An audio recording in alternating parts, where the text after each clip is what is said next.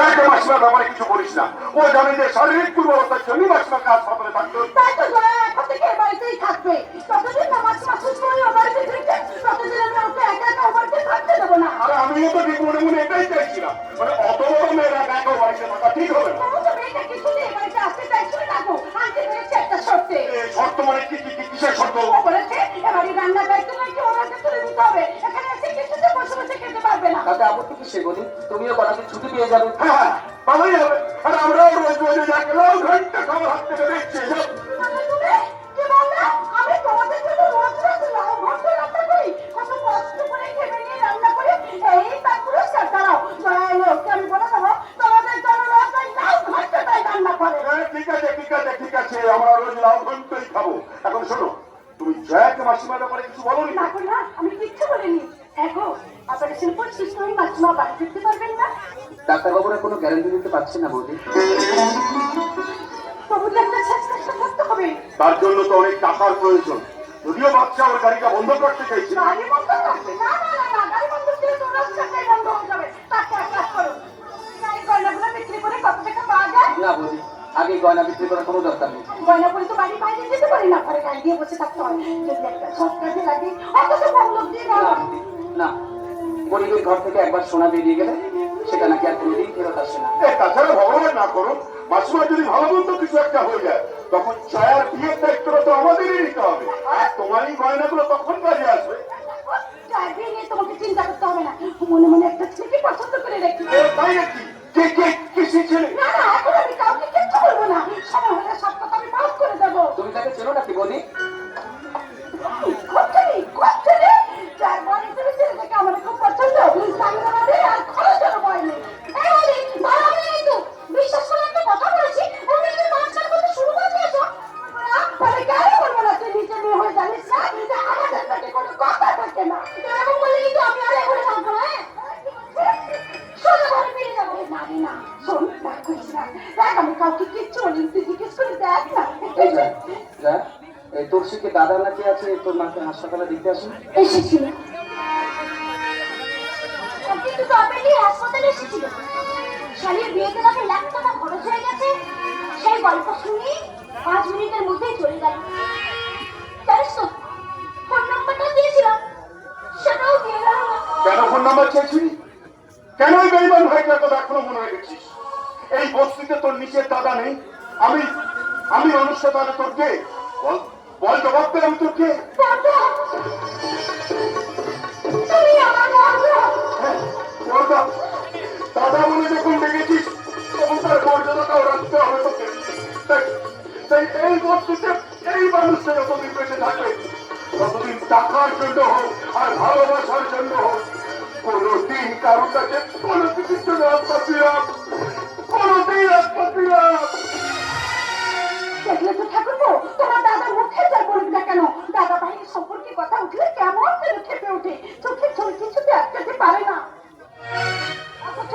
অথচ সেই বেইমানটা কোথায় গিয়ে মনের আমাকে দিন কাটাচ্ছে। ক্ষমা করবো না, ওই ছয়টাকে আমি কোনোদিন ক্ষমা করবো না, কোনোদিন না।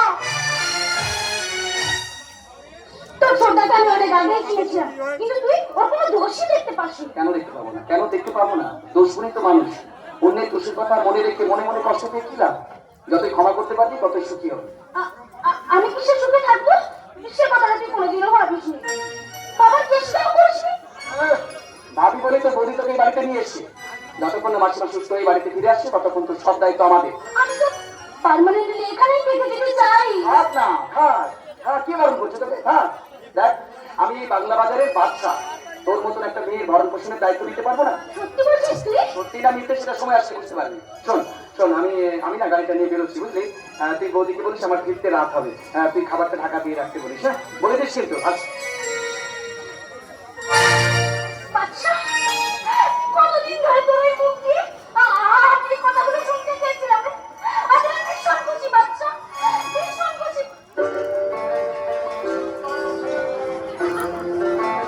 আমিও তোকে এই কথাগুলো অনেকদিন ধরে বলার চেষ্টা করেছি, তুই তো আমার মনের ভিতর রক্ষে মেরে দেখার চেষ্টাই করিস। বাচ্চা, হ্যাঁ, তোর জন্য আমার মনের দরজাটা চিরদিন খোলা আছে, খোলাই থাকবে। আর তোর সে বড় লোকের মেয়ে না, তুই জানো না? কে বলতো না? ওটা ছিল আমার টাইম পাস জানিস। দেখ টাকার লোভে একটু বেশি মেলামেশা করে ফেলেছিলাম, তোর ভালোবাসা আমাকে আবার সঠিক পথে ফিরিয়ে এনেছে। বাদশা, হ্যাঁ রে, সত্যিকারের ভালোবাসার কাছে এসব বন্দনা বন্দনা টাকা পয়সা বাড়ি গাড়ি সব হাওয়ায় উড়ে যায়। তোর যে আপন আমার কেউ নেই জীবনে, কেউ নেই।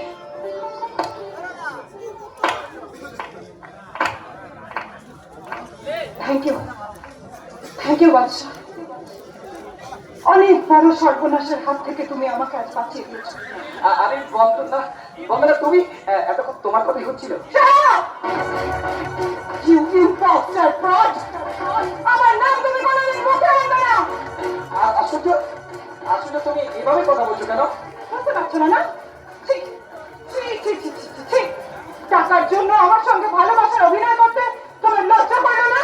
ও আচ্ছা আচ্ছা, মানে মানে এতক্ষণে তোমার কাছে সবকিছু পরিষ্কার হয়ে গেছে। কেন হবে না? কেন হবে না? লোকে বলতো এই বস্তিতে শুধু নোংরা মনের মানুষরা থাকে, যারা কোনোদিন নিজের স্বভাবটা বদলাতে পারে না। এতদিন আমি কারোর কোনো কথায় কান দিইনি, আজ নিজের চোখে দেখে আমার সব ভুল ভেঙে গেছে। তাহলে এর জন্য আমাকে ধন্যবাদ না দিয়ে গালাগালি করছো কেন ডার্লিং?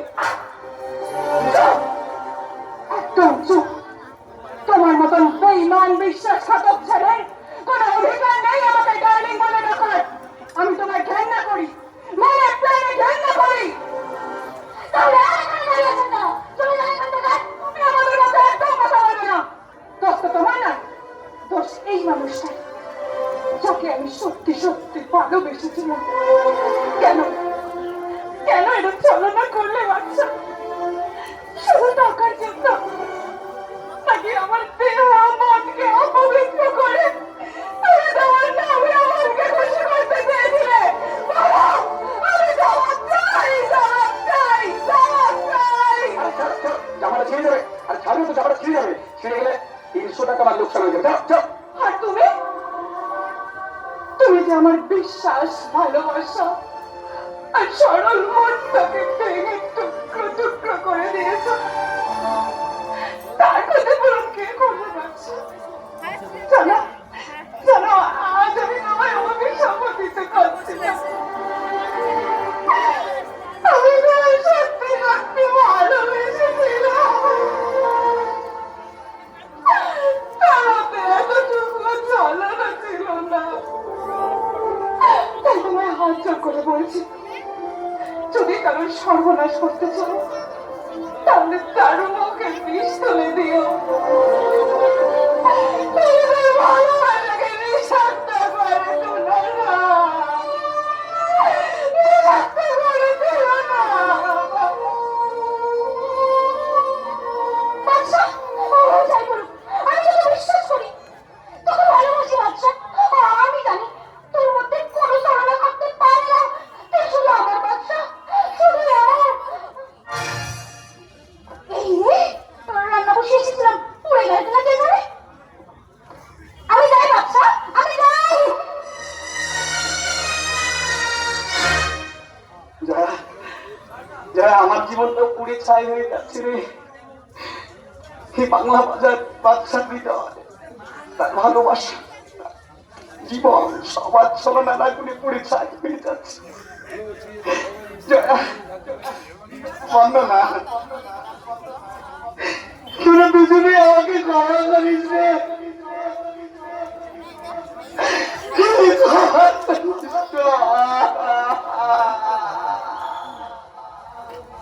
লোকে বলতো এই বস্তিতে শুধু নোংরা মনের মানুষরাই থাকে, যারা কোনোদিন নিজের স্বভাব বদলাতে পারে না।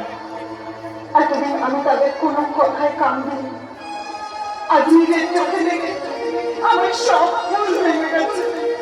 আজ নিজের চোখে দেখে আমার সব ভুল ভেঙে গেছে।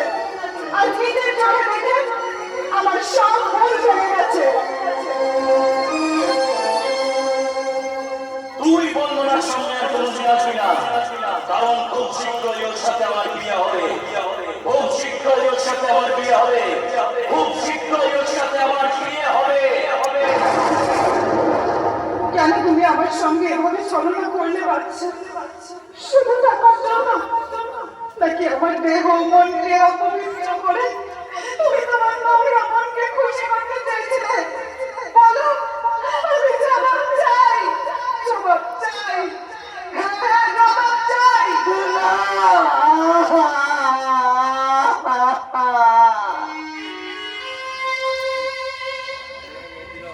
বিধিরে বিধিরে বিধিরে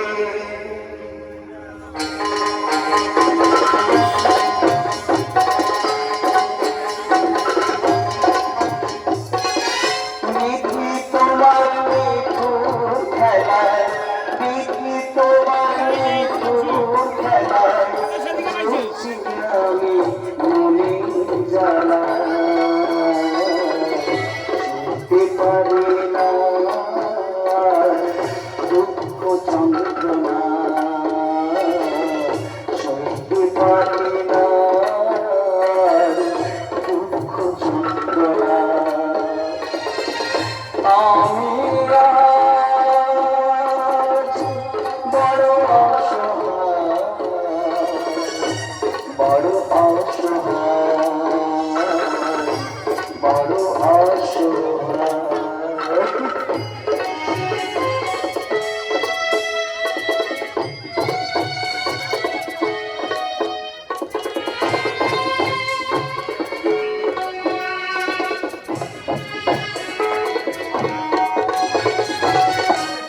মনের মানুষ ভুল বুঝেছে আঘাত পেলাম বুকে ভাবিনি এমন করে লাগতে আগুন সুখে মনের মানুষ ভুল বুঝেছে আঘাত পেলাম বুকে ভাবিনি এমন করে লাগবে আগুন সুখে আমার প্রিয়া হারিয়ে যাবে ভাবিনি কখনো আগে আমার প্রিয়া হারিয়ে যাবে কখনো ভাবিনি আগে আঘাতে আঘাতে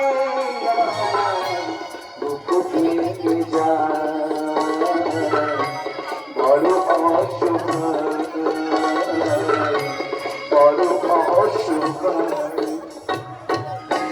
ক্ষমা করে দাও ক্ষমা করে দাও ক্ষমা